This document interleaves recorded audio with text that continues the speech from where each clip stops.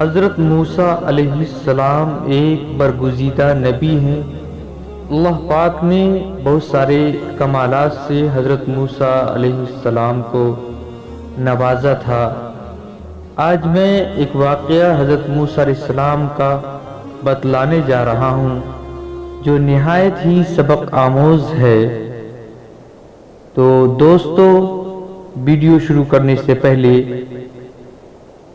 اگر ہمارے چینل کو آپ نے سبسکرائب نہیں کیا ہے تو سبسکرائب کر دیں، اور ویڈیو پسند آئے تو لائک کریں اور کمنٹس کریں۔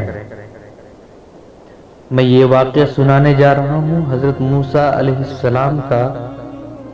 یہ واقعہ مفتی شفیع صاحب نے معارف قرآن جلد 4 میں ذکر فرمایا ہے۔ انہوں نے فرمایا کہ بعض روایت میں ہے کہ جس وقت حضرت موسیٰ علیہ السلام آگ کی تلاش میں کوہ طور پر پہنچے اور وہاں آگ کے بجائے تجلیات الہی سامنے آئی اور ان کو نبوت و رسالت عطا ہو کر فرعون اور اس کی قوم کی ہدایت کے لیے مصر جانے کا حکم ملا، تو خیال آیا کہ میں اپنی زوجہ کو جنگل میں تنہا چھوڑ کر آیا ہوں، اس کا کون متکفل ہوگا، ذمہ دار یعنی دیکھ ریکھ کرنے والا ہوگا۔ اس خیال کی اصلاح کے لیے حق تعالی نے موسیٰ علیہ السلام کو حکم دیا کہ سامنے پڑی ہوئی پتھر کی چٹان پر لکڑی ماریں۔ انہوں نے تعمیل حکم کی تو یہ چٹان پھٹ پڑا، اس کے اندر سے ایک دوسرا پتھر برآمد ہوا۔ حکم ہوا اس پر بھی لکڑی ماریں۔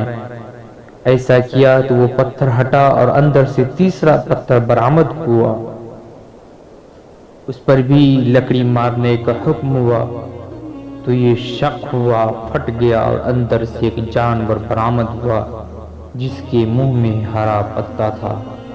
حق تعالی کی قدرت کاملہ کا یقین تو موسیٰ علیہ السلام کو پہلے بھی تھا، مگر مشاہدہ کا اثر بھی کچھ اور ہوتا ہے۔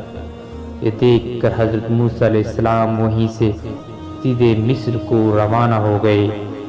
زوجہ محترمہ کو یہ بتلانے بھی نہ گئے کہ مجھے مصر جانے کا حکم ہوا ہے، وہاں جا رہا ہوں۔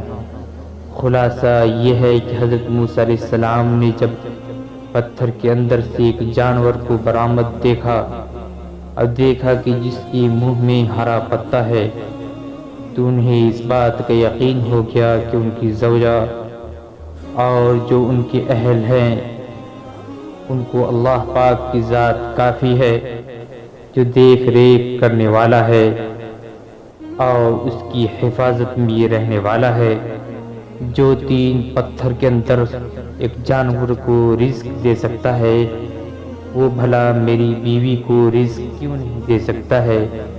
ویڈیو پسند آئی ہو تو لائک کریں، سبسکرائب کریں اور بیل آئیکن کو بھی دبا دیں۔